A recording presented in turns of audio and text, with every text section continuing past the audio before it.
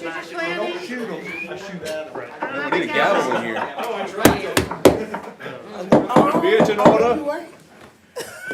I know we've got, Councilman Clark is going to be late, and Councilwoman Burrs may or may not be here, so I think we'll just go ahead and get going. Glad to have you back, Madam Vice Chair. Thank you. Glad to be back. So to get us started, can I get a motion to approve the minutes? So move. All right, minutes will stand without objection.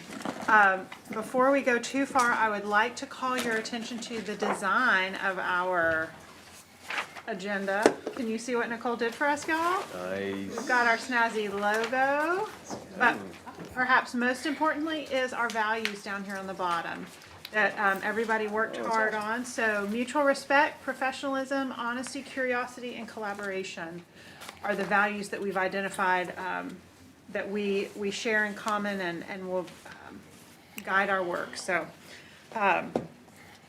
many thanks to Nicole for getting us looking so snazzy with part of that professionalism, working on our colors and our fonts. Okay, so to get us started, want to shine a light on the budget again. Councilman Henderson, continuing resolution / budget discussion. I hand the floor to you, sir. Thank you, Madam Chair. So, as most of you know, I've had some real concerns about this budget in the fact, number one, that it didn't do anything to address our sworn fire and police pay.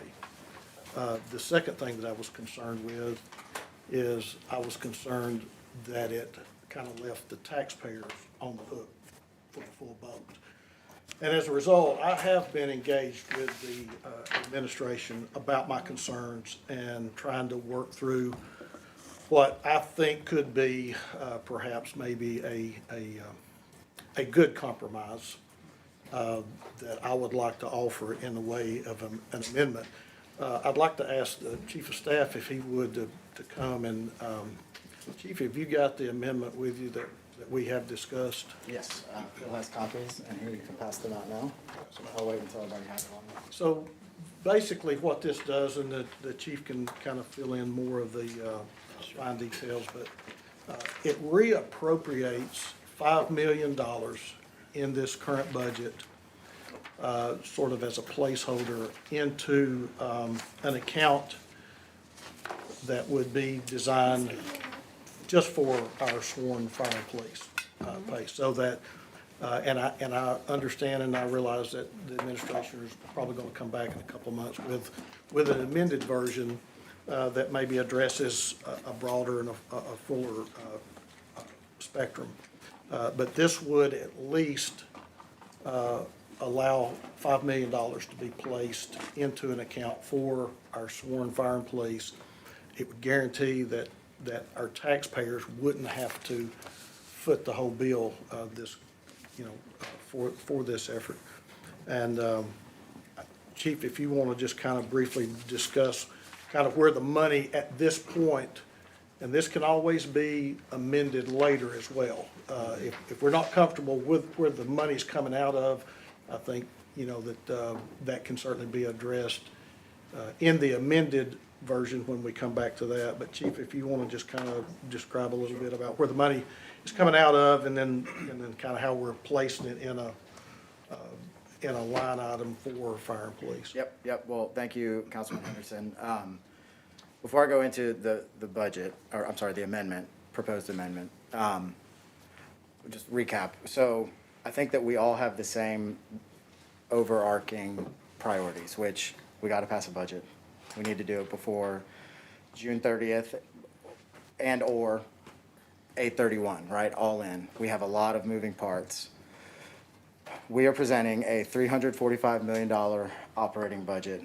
One thing that I want to remind everybody of, though, in 2022, when we enacted, after we captured property tax revenue, after that cycle, we put forward a $317 million budget. As we've talked about in these sessions and elsewhere, since that time, we've had 22.5% cumulative inflation. If you were to take the buying power of that $317 million budget that we enacted in 2022, and carried it forward to today, the purchasing power is $359 million. So we're offering a budget today that has less purchasing power than the budget that we did in 2022. Why is that so? Because we have gotten good at budgeting, and we are squeezing efficiencies out every single year. We are doing things smarter, better. We're trying to collapse. We're trying to innovate while protecting and advancing both the administration's priorities and your priorities. And we believe that the current budget that we are proposing for FY26 continues that trajectory and does it even better, which is why we're able to fund a lot of net new activities within the constraints that we have. So I have heard from you, Councilman Henderson, and from others, a desire that there be demonstrable skin in the game. And so I think that this gets us to where, hopefully, most of you can get comfortable with where we're going next. And so what this amendment does, as we talked about last time, we have been able to increase funding for contingency and for R&R, because as we have gone department by department and realized savings, we're using that as a piggy bank, right? And so we historically have run $1 million and change. I think last year was $2 million and change in contingency. And then R&R was spread across all of the departments. What we're proposing here, initially, before this amendment, is to increase contingency, again, by just aggregating all of those savings and putting them in contingency, and then creating a centralized R&R account that we were also able to plus up funding for to the tune of $2 million. So to meet the need that we've talked about, what this amendment would do is it would adjust the amounts currently proposed for both contingency fund and R&R and create a new account called Earnest Money for Sworn Fire and Police Compensation, into which we would put the $5 million resulting from the reduction of contingency and renewal and replacement, respectively. Then, that money would exist until it is incorporated into the financing structure for sworn police and fire pay raises that I've been advocating we pass this budget to allow us to get to, that amendment process, right? Like my whole thesis here has been, let's get the budget in place so that we fund government, do the thing that we gotta do, and then let's take up this separate challenge. And I've made a public commitment that the city will have legitimate skin in the game. We have been anchored against a total dollar figure of $20 million, and you have asked me, and others have asked, well, the city should fund half of that. And I said, well, I would love to make that commitment to you, but I'm not gonna make a commitment unless I see the path to that $10 million. And going back to the reality that we have presented a good budget that does not have a ton of fat on it. In the intervening weeks since we last interacted, Councilman Henderson, I have not been able to find what I would call a collectively palatable path towards $10 million. Because as we get closer and closer to muscle and bone, we have to start talking about, well, hold on, because we're getting into operations, we're getting into personnel, we're getting into what the administration believes to be essential functions of what the government is supposed to be doing. And so that isn't to say that we're not ever going to get to $10 million if that's where we need to get. It is to say that those conversations, I think, are going to be very involved, challenging, and I would like us to have the maximum amount of available time to do that without the pressure of not having a budget in place. So what I think that this amendment accomplishes for us is it gives us legitimate skin in the game. It is a good faith effort on behalf of the administration to demonstrate to you guys that we're committed to rolling up our sleeves and to really getting into the weeds and to bringing forward to you guys a series of potential ways that we can get to the $10 million if $20 million is ultimately what we need for sworn fire and police.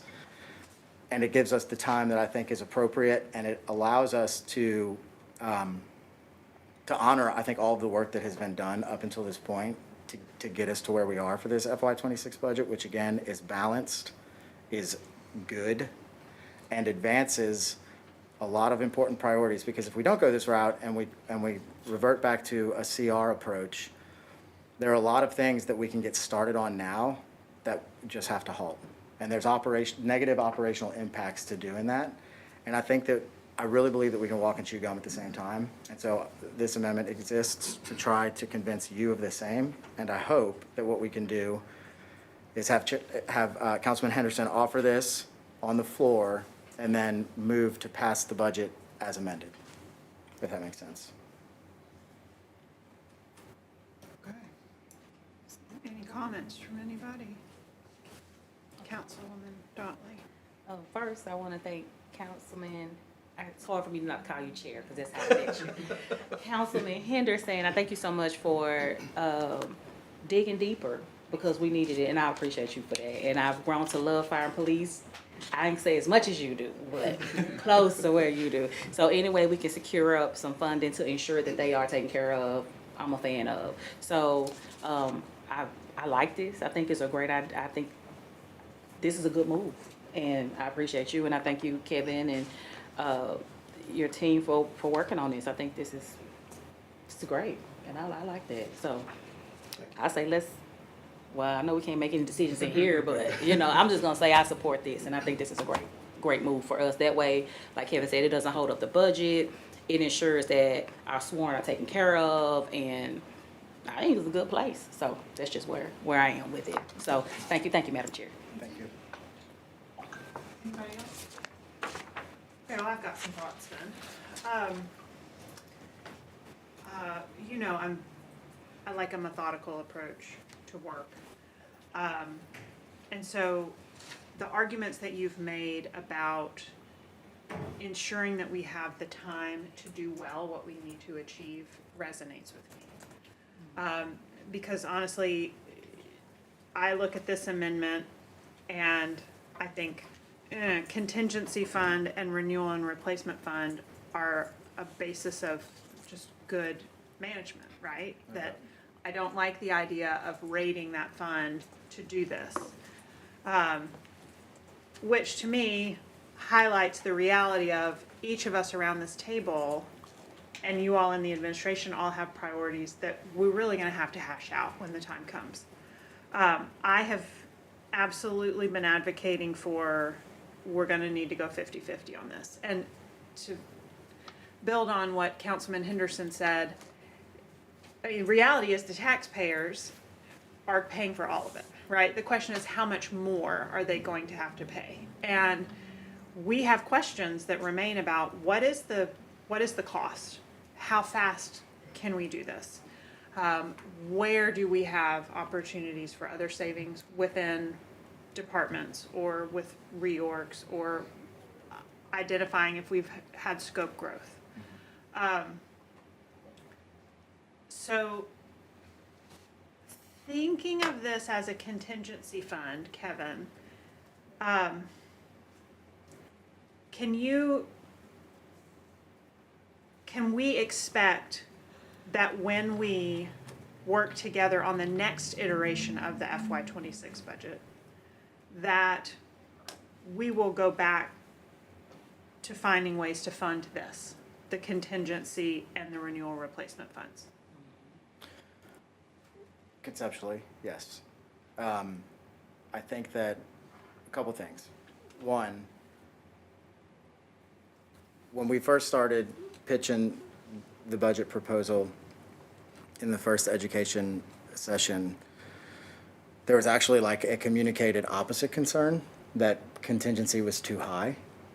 At which point I tried to explain, and I think we all get now why we're able to do more in contingency. Mm-hmm.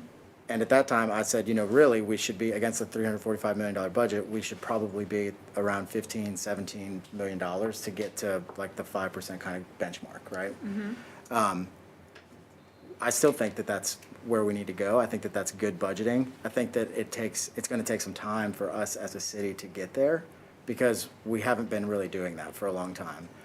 And then going back to what I said to you, Councilman Henderson, regarding not wanting to put forward a proposal without knowing the path, before I really entertained this in earnest, I went back with Weston and Finance and did an 8-year look back to see what do we spend out of contingency regularly. And if you go back and look at those previous fiscal years, going back to 2017, and then you just take the straight average, right? We generally spend around $600,000 and change annually out of contingency. But if you click in and go just one level deeper, you see that there are 2 years that are kind of outliers. One to the tune of like 1.9 million, and then another to the tune of 800,000, I think. But outside of those, it's $400,000, $500,000, $600,000 a year. So all that is to say that I am confident, barring some black swan unforeseen thing that none of us could ever possibly predict or budget for, I'm confident that because we have good budgets that are increasingly reflecting reality, I think that we're going to be fine at 950. And as we do the amendment and are identifying savings, depending on where we get relative to what we need to obtain the first objective, which is fire and police pay, if there's extra, like absolutely. And then if not, in next year's budget, because this administration continues to iterate, it's kind of like who we are at this point, right? Like we're constantly looking for ways to do things better. I do think that organically, we will continue to be able to plus up contingency in R&R. And then last year, R&R was spread across departments and was funded at about $1 million, right? $900,000 overall. So even after we cut $1 million out of it, we're still $100,000 over what we were last year, and we all survived. And I think that we can continue to.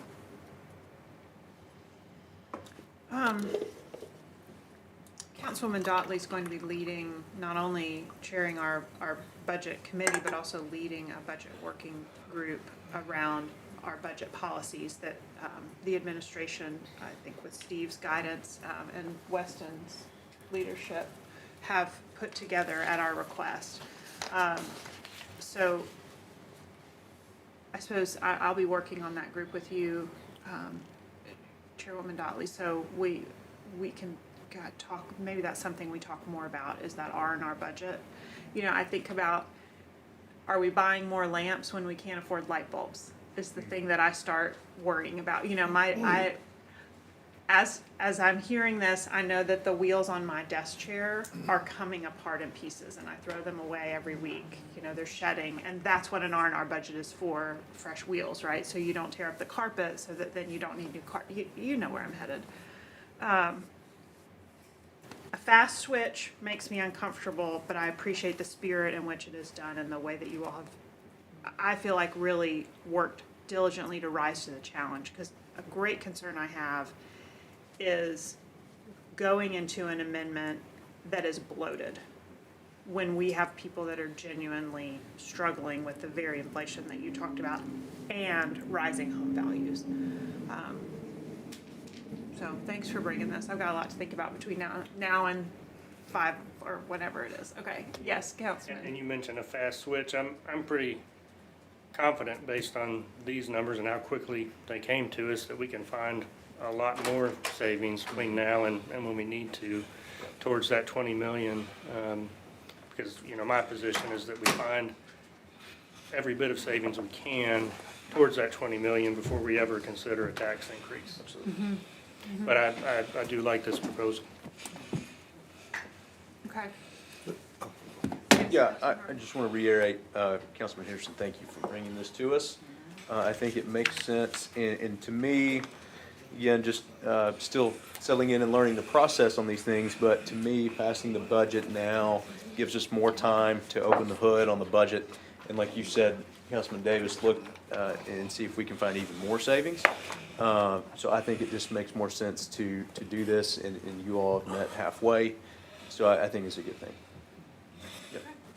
Thank you. Can I follow up with one? Yes. I want everybody to kind of have their say. Look, I think what this does is crack the door for another opportunity. And look, I'm concerned, and maybe everybody read in the paper, United Way just had a story on the cost of living, how much it's increased for the average family. And look, I am deeply concerned about, Councilman Harvey, families like you that are just, starting to have kids, or Councilman Davis that have kids, and how they're making ends meet, and how many of them are just, one emergency away from catastrophe in a budget. And so I think it is upon us to make sure that we address this from the taxpayer standpoint of making sure that we found everything in this budget. And that was the big concern that I had, that the budget that was brought to us did not address, it didn't address any concerns. So I think going forward, Chief, and I think you've heard from around the room, we're looking for halfway. And this is the first step to getting us to halfway. And it gets me comfortable with at least being able to vote for this budget this afternoon with this amendment. I'll say that, with this amendment. Yes, sir. I do have a question. Phil, is this something that we could, at this point, have an alternate version as opposed to having to make an amendment on the floor? We can prepare an alternate version. It definitely needs to be discussed in front of the public here during the meeting, in the open meeting part. And if you want to have an alternate version that would include that, I can have Maria. Well, let me just ask the council that's here, does anybody have an objection to this amendment becoming an alternate version? Any objections to that? I question if this language can be adequately put into the language of the current budget ordinance accurately between now and then. I mean, that's. Phil, that's the reason I'm asking, I was Yeah, I asking mean, Phil if this could be an alternate Because version. as an amendment, it's tacked on. Yes. As a alternate version, we've got to work it in the legal language. It'll have to be added in here before the second reading based upon that amendment anyway. In other words, It needs to be added in before the first reading, if we're gonna do it that way. And that, look, Well, if it's, if we do it as an amendment, though, what he's saying is the second vote, they would have put it into the okay, I got you. into the language. Couldn't someone offer the amendment, make a motion to adopt the amendment, adopted, make a motion to pass the budget bill as amended? subject to that. Well, yeah, we can do that. I just thought it would be, I always look for the easier way to do it without messing it up. Alternate version, the language is already there, but now I could offer this to be read into the minutes and as an amendment, if that's what we need to do. Would you feel more comfortable with that? I would, because of the not messing it up. I just don't want to push our legal department to have to Okay. work that in to the body of the language. I mean, I'm fine with that too. I Switch just, it all up. okay. I'd rather than have time to do that and really think and double check it. I will just make sure that our clerk has that and we read that. Okay. We need to read it into the minutes of what we're amending. Yes. Okay. Yes, I agree. But we've gotten really good at amending things from the floor. And would it be council if we didn't do that every week? It will be council next quarter. We won't do that. We're not gonna do that every week. I'm trying to make it easy on the chairs. Thank you, Grand Chair. Okay. It's like a grandfather, Grand Chair, or a great uncle or something. Okay, so any other comments on budget? We have a lot of folks that we're gonna chat with briefly today, otherwise. Okay, moving on then. We are going to start having some reconfirmation resolutions coming onto the agenda starting next week. And I was asked to invite all of the folks that are being put up for reconfirmation to come and talk with us. So we're going to go down through this list. I've let everybody know from Chief Hyman on down to Will O'Hearn via Kevin that we're just looking for 2 or 3 minutes to introduce yourself to the council. I know all of our new folks have met everybody, but it was quick. So a couple minutes to tell us about their job, what they're looking forward to, and then if we have any questions, we can ask. If you've got deep questions, I'll invite you to take that offline and get to know them and be ready to vote next week. So let's get rolling with Chief Hyman, who's not going to be here. I'm right here. I wouldn't have Right missed there. it for the world. I'm going to listen for the world till he retires. You got me for another month. All right. Okay, he's here to fluff us. He's going to fluff the audience here. Waiting on a presentation here. Oh, there's no slides. Are there no slides? Okay. Very informal. Oh, it's some. It's intended that there would be no slides, Can you do it off the cuff? I can do it off the cuff. Do it. because we don't want to have to transition and Fair enough. take Yeah, even more. fair enough. If you don't know what you're all about, then I can talk about the fire department for hours, so it's gonna be hard to compress this into 3 minutes. First of all, I do appreciate the conversations around firefighter and police pay. It is extremely important to us. I think in my role, by the way, I'm Phil Hyman, if you don't remember. In my role, my job primarily is to get my people all the tools and resources that they need to do an already dangerous job. Chief Chambers is in the same boat that I am, and that's what we're sworn to do. And I feel like I've really done that over the last 7.5 years I've been in this position.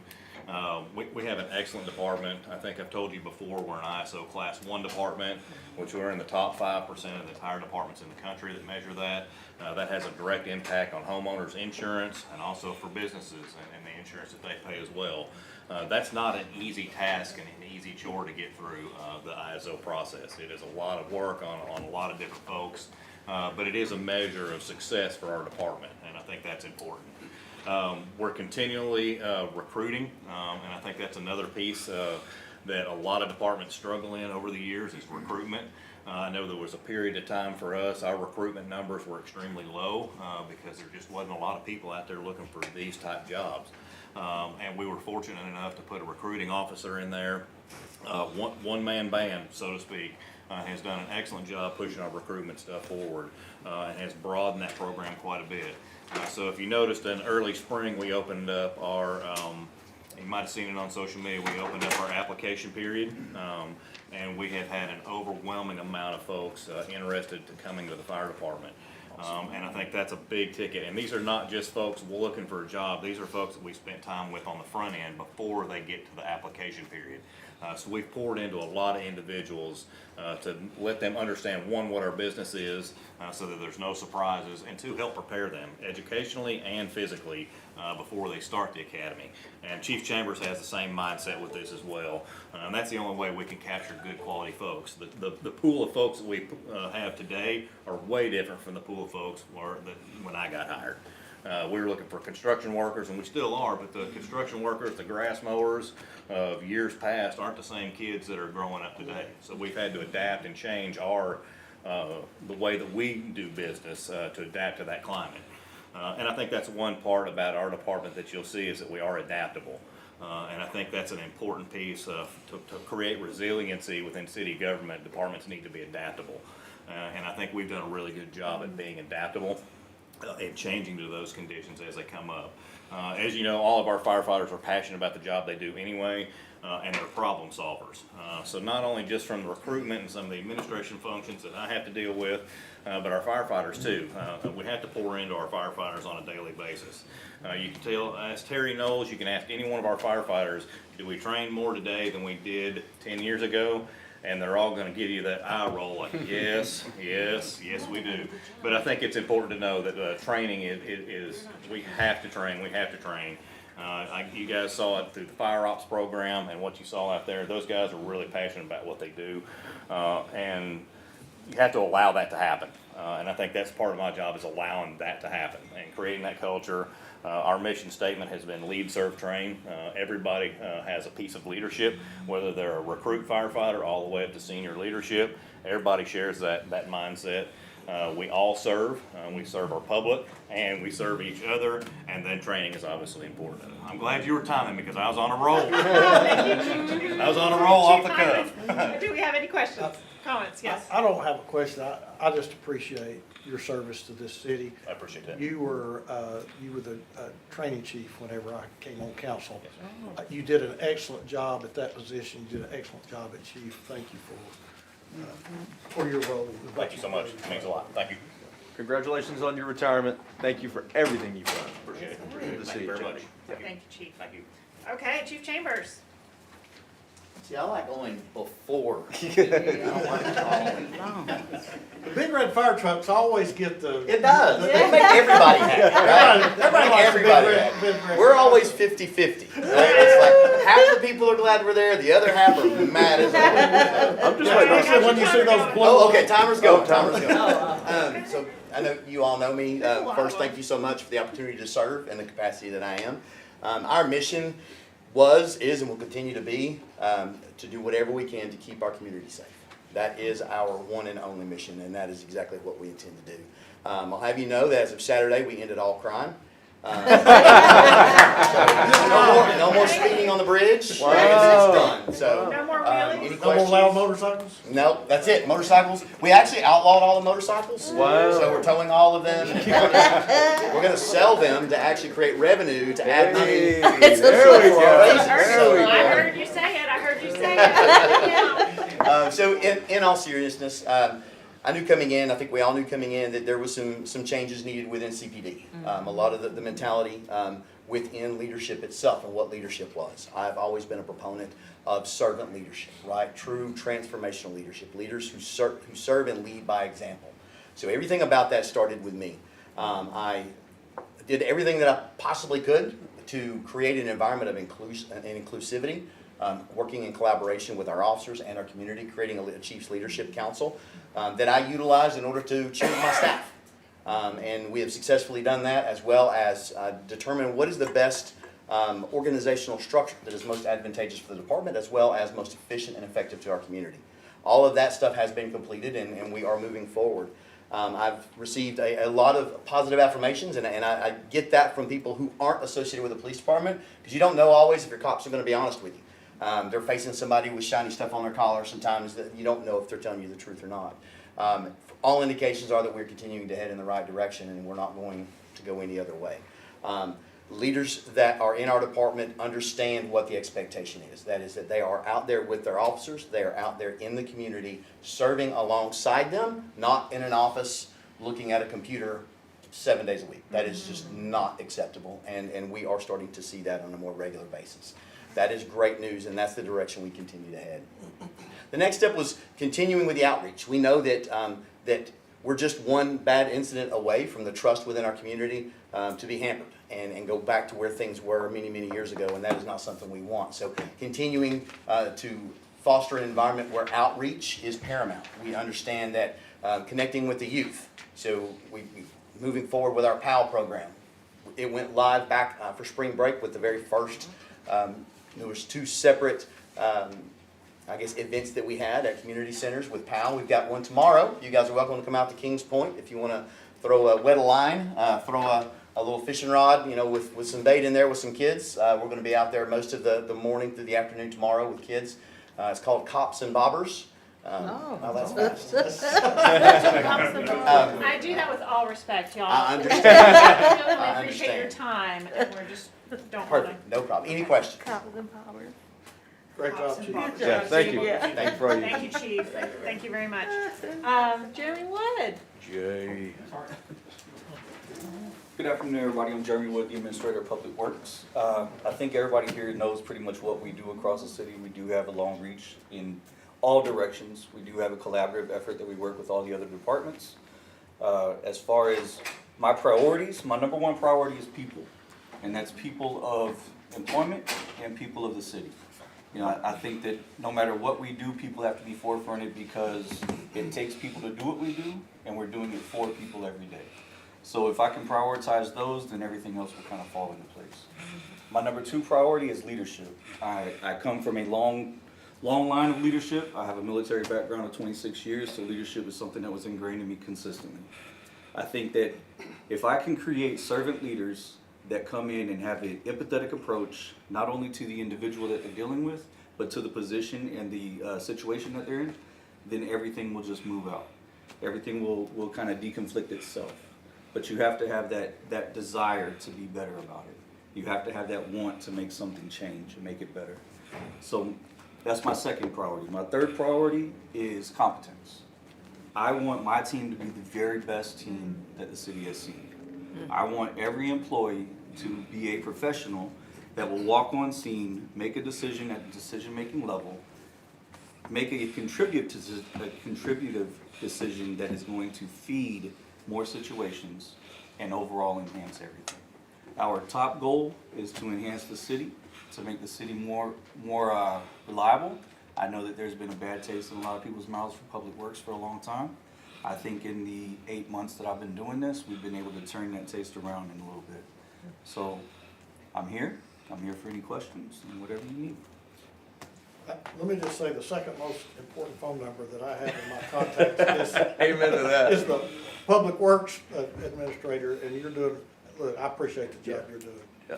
Thank you. Great job. It's I appreciate it. been very responsive, and I know everybody around this table appreciates it. You guys are like the Chick-fil-A of Public Works, man. My pleasure. There we go, there we go.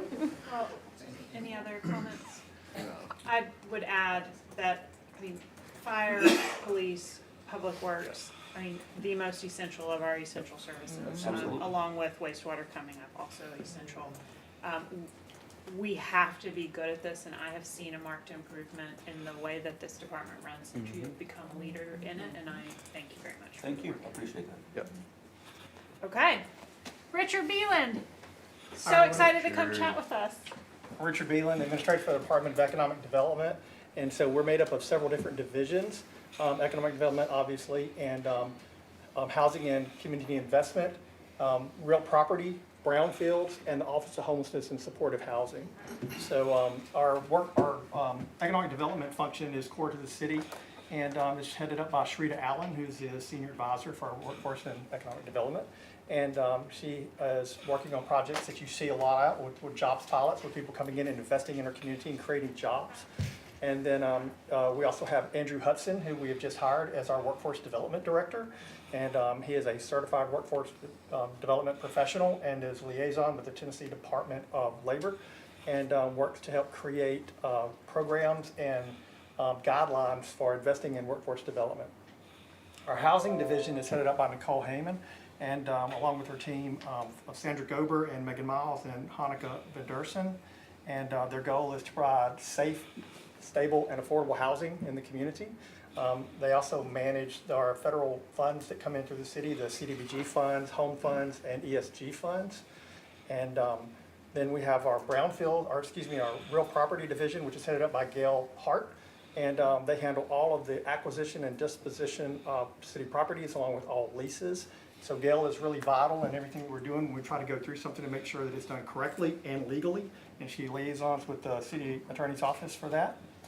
Dwayne Austin heads up our brownfields division, which is a brownfield is a former manufacturing site most times. It could be anything that has environmental contamination on it. And we use Environmental Protection Agency, EPA funds to assess that property and find out if it's redoable or reclaimable. And then we can put it back to good use. We work with Southeast Tennessee Development and TDEC with our brownfields division as well. And we have brownfield assessment grants, and we manage EPA revolving loan funds.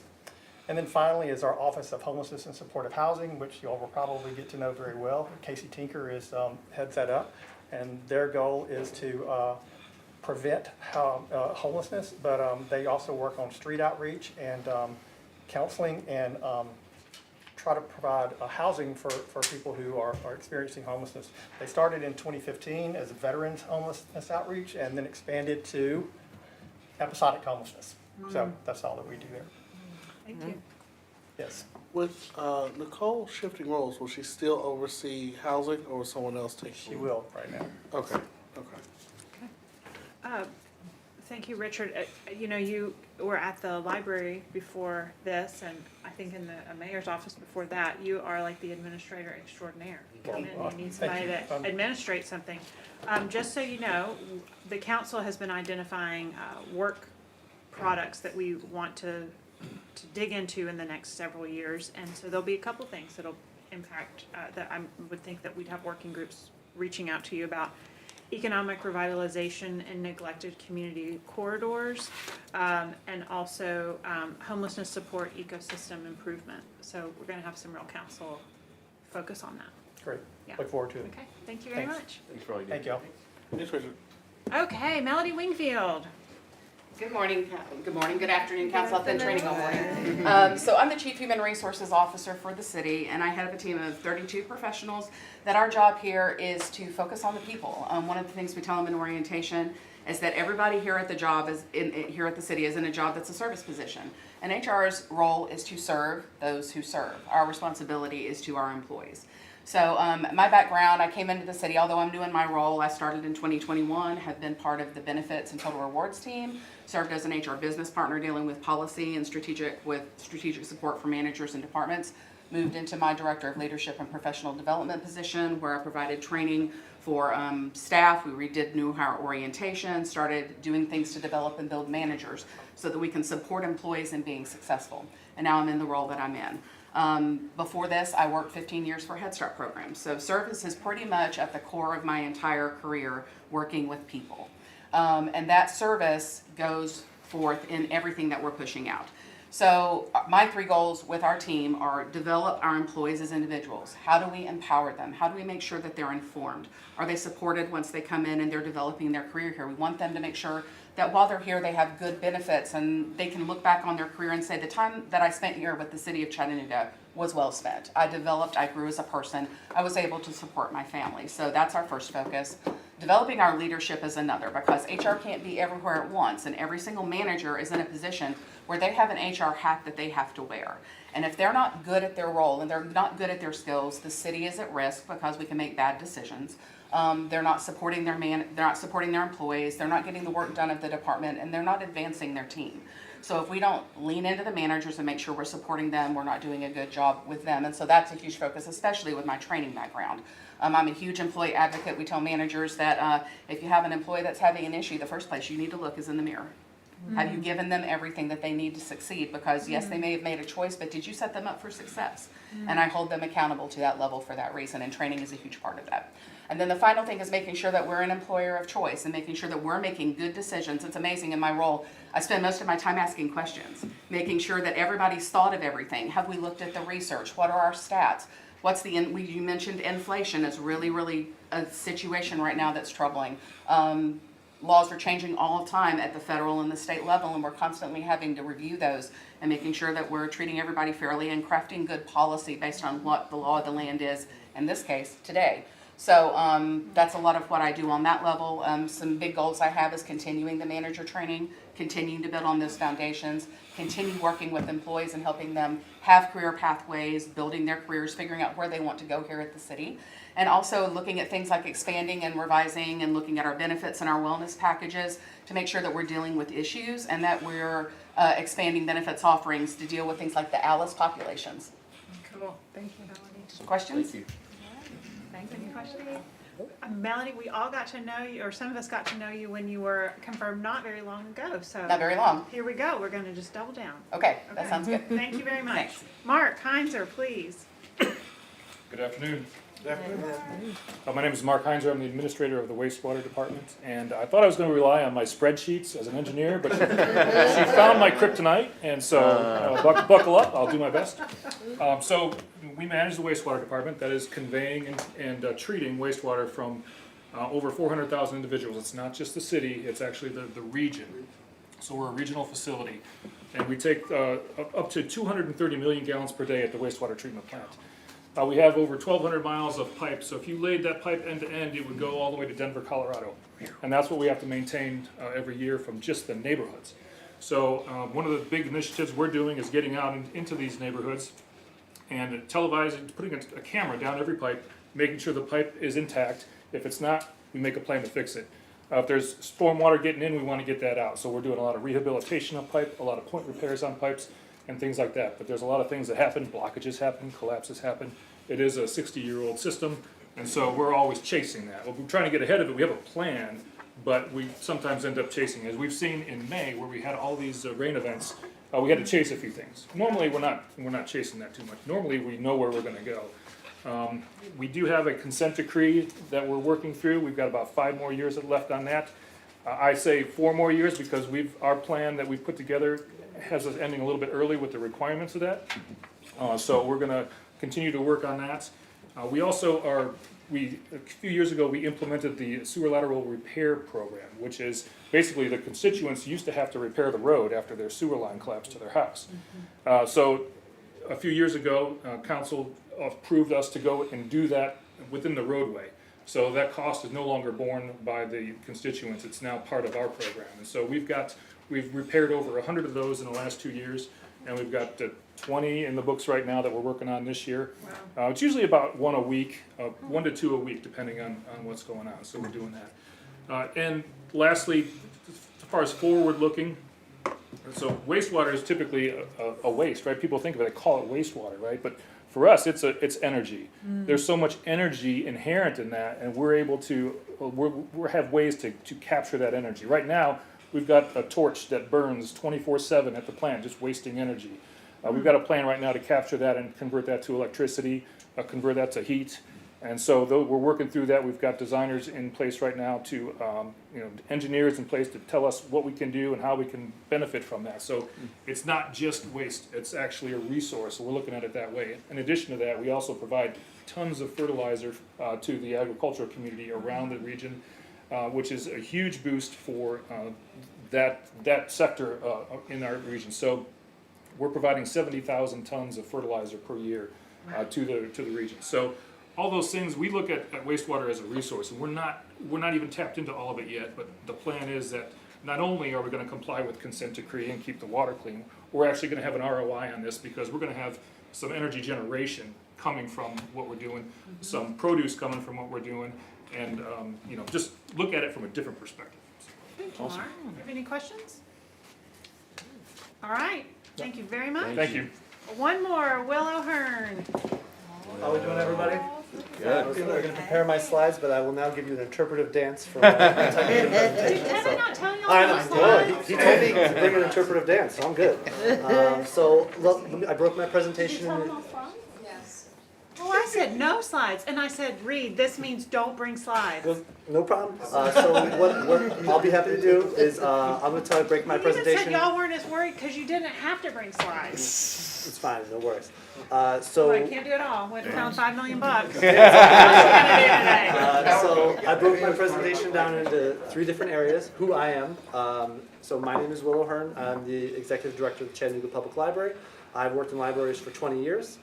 Since I was in high school, actually, and I've been executive director for about 10 years. I moved here almost 2 years ago. Time flies when you're having fun. It both feels a lot shorter and longer all at the same time. And I'll first start off by saying we have a really special city and a really special library as well. So thank you for everything you've done to help create that along the way. So the major areas that we are focused on are going to be access to information and resources. That's going to be everything from books, of course, virtual items. That's going to be audiobooks, DVDs, and streaming of all those different things. But that also includes things like our family passes, our adventure library, we check out tents, our tool library, our seed library, our instrument library. We're continually looking for new ways, which I'll talk about in areas of focus, to continue to provide resources for individuals. Another area of focus for us is lifelong learning and literacy. We're essentially, from the womb to the tomb, we are the city's educational component of the city here. Community connection and engagement. I always call us the town square of the library. We are an incredibly important part of the social infrastructure. This weekend I went to the library's opening summer reading program, and I saw people there of different races, religions, socioeconomic statuses, everything across the board, and everyone was having a great time watching their kids all play together. And I think that's a very important part of what we do, is we bring people together. Digital literacy and technology access. Of course, you can get Wi-Fi anywhere. We have computers, and not everyone has a computer, believe it or not. But you can get Wi-Fi anywhere. But if you go to McDonald's and ask for Wi-Fi or ask for any help with something, they're going to ask you if you want fries with that. We'll sit down and talk with you a little bit about. Thank you. We're going to actually sit down and help you work through that, apply for that job, help you with those digital literacy skills you might have. And not to mention the 4th floor, where we have things like laser cutters. We have sign makers, all sorts of different things that you wouldn't have access to otherwise, that everyone in our community does. Youth and family support for us is incredibly important. That's a really cherished group of folks for us. Speaking of young families, We're there to always support them. We align our book selection and our programs along with Hamilton County Schools, so we make sure that the education that they're putting into goes farther and longer. So that's really important for us. We had over 1,000 story times last year with 30,000 individuals attending those story times. So that's a really significantly important part for us. Outreach and partnerships, we like to think of ourselves as a community problem solver. We like to work alongside with all of you on those problems and figure out how we can make the biggest impact. Trying to go faster. And then last but not least, I would be remiss if I didn't talk about local history. I say the library is a hidden gem in our community, and within the library, local history is a hidden gem.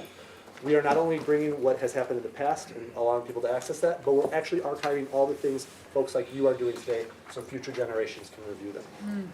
And so for our areas of focus, if you want more, I'd be happy to talk to you first off. But I actually did a council presentation on March 11th where I talked a little bit about some of these things. So if you want more in depth, because I know I'm going quick here, but our areas of focus for the future are going to be lowering barriers to access to the library. What we want to do is make it so easy to use a library you can't help but not use it. Some examples of this are going to be like eliminating youth fines or our partnership with EPP to provide free parking, because we know that's an obstacle for people to use the library. We want to get outside of our community, so outreach is incredibly important for us. We can't just depend on the Field of Dreams method. If you build it, they will come. We have to actively go after people and say, here's where you fit in the library. If you don't like books, which I would challenge you, if you don't like books and reading, I would find a different book for you. But do you like tools? Do you like a music studio? Do you want to go, plant things? There's always something for everyone at the library. And our job is to go and intercept those library non-users and convert them over to users. Okay. We talked about partnerships and collaboration, new and improved facilities, and we want to surprise and delight people with new offerings. Love to take you on a tour. Come talk to me anytime. I'll see you later. Bye. We're going to do a field trip. Okay, wait, we've got a question from Councilman Miller. We don't confirm you, do we? Yes, Yeah. that's why So he's you on the confirm list. me and the library clerk confirm you. Oh, so it's cool. Everybody, everything I do goes through you and through them. It's you and the board, okay. I was confused. He's I knew you had a practically a board. boss. I do. I knew you had a board. I got lots of bosses. All the bosses. Okay, all right. Okay, thank you very Thank much, you. Will. If you haven't been to the library in a minute, you gotta go. I mean, Will's knocking it out of the park. It's awesome. I'm a proud library card holder. Thank you. Very proud. Okay, y'all, we did, thank you all, administrators. We appreciate what you do. We appreciate you coming and talking with everybody that maybe doesn't know you quite as well, and thank you. Okay, review of working groups. So we are at almost 3 o'clock, so we're gonna do working groups, and then we need to talk about Councilman Elliott's proposal. So just wanted to bring your attention to the document in your packet, which is the summary of our working group conversation at our last strategic planning. This document identifies who the volunteer leader is of that group and any participants. Now keep in mind, you are welcome always to participate in any working group. Working group meetings will need to be noticed by through our clerk. And so they will be public meetings, but they don't need to be especially formal. Just, if you want to book the conference room and Nicole can say, hey, the Land Development Office Policy Improvement Working Group is meeting on a Wednesday at 4 o'clock or whatever, just whatever works with your group. Councilwoman Dotley has been organizing the summer intern schedule, and I have to say I'm pretty excited about the potential of research that this intern would be able to do as part of that work. So any questions or concerns, changes that you see in this working group document that we want to adjust? Yes, ma'am. Okay, so I just had I like the list, so it's not that, it's just kind of relative to the intern in this. If there's anything that you all would like, the internship is from July 1 through, I think, the end of August, or June 30th through the end of August. So if there's anything that you would like for her to work on, just send it to me, or if I may, if it's okay, Madam Chair, ask Nicole to send out kind of the email I sent yesterday. Say, hey, is there anything y'all would like to see her work on? That way, when she comes in, we kind of orient her. We say, hey, this is the list, these are the things. If there's any community meetings or anything like that you would like to see her, just go. In the past, I've had my interns, like if I had 2 meetings or something else, I would leave them at the meeting. I would go say my spiel and go to the next thing, and they stayed and took notes and things like that. So just a few things they've done, or attend events or whatever. So I have Nicole send out an email to you all just asking if there's anything that you would like to highlight for the intern to do. then we can go ahead and have that in a list, and I can send it out for you all to review once I have it all compiled. I probably need to have it in my type A personality way. I will need to have that by next week. Next week, so I can get it compiled out to y'all and have it ready for her for when she starts. And keep in mind, this is just July, and then I believe so long as the budget passes and there's funding, there's an intern every semester. So that's work that they can continue to do even if it's not the same intern. So just wanted to make you aware of that, and then I'll get Nicole to send it out. Thank you. Okay, thank you, Madam Chair. Okay. Any other working group comments? Boy, am I excited to see what we do with this year. Okay, Councilman Elliott.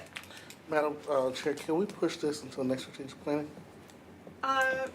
Yes, this topic? Yep. Sure, yep, that would be fine with me. Okay, some other things to know.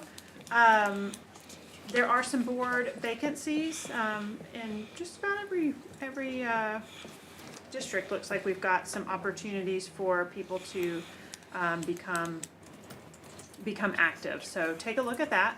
Do we have any other comments or announcements before we adjourn? Yes, Just sir. had a question about the list. Can we assume if we don't see any positions from our particular district that there aren't any currently on the Yes, list? you Okay. can, and Chris Anderson keeps track of all the boards and commissions, so he would be a great one to chat with and find out, like, when he knows that you've got vacancies that are, or Sure. turns that are gonna. Is there a place where we can go and see who's currently representing our district online? All on the website, Okay. yep, boards and commissions at the Chattanooga.gov website. And those actually do also include the times for expiration of terms, I think. The breakdown of demographic of the boards. Chris, over the last 4 years, has put in a huge amount of work getting all of those shored up. And we, as a council, have worked hard to improve the demographics alongside the mayor's office. So it's board, so an Excel spreadsheet is on there with their expiration dates, what boards they serve on and what. So I don't want to go to the website and just see a list of boards. I like to see who's for my district particularly and when their expiration date is, or if there's any vacancies or openings. So is that, yeah, would you like to speak to that? Yes, sir, Councilman, it's not an Excel spreadsheet, it is a web page. Okay. You can choose, it's got all 50 boards on the boards and commissions page. You can click on a board, it'll show you each member of that board. It'll open up a new second half of that page. It'll show you when they were appointed and when their expiration is, and who their appointing authority is, whether it's council 1 through 9, council collectively. And there is one incorrect item on this file. Okay. There's only one correction, and this was our fault, not anyone over here. The passenger vehicle for hire board, the vacancy is actually 4, 5, and 6. It's Oh, not 4, 5, and 6, so 4, 5, and 6 need to come together. Read the ad, I just pick it. It Okay. wasn't, and Okay. that was a clerical issue Okay. with the Okay. staff All right. board. It's actually 4, 5, and 6. I didn't think so. Okay.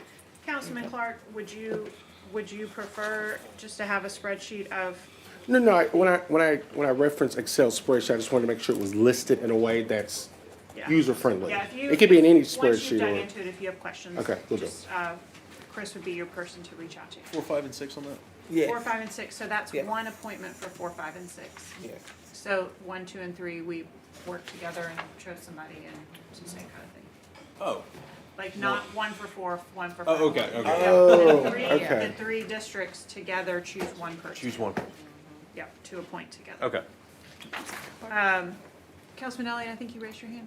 Oh, no. You're good? Okay. Anything else? All right, we are adjourned until 3:30. See you soon. Thank you all. We will have an attorney-client privilege meeting after our 3:30 meeting.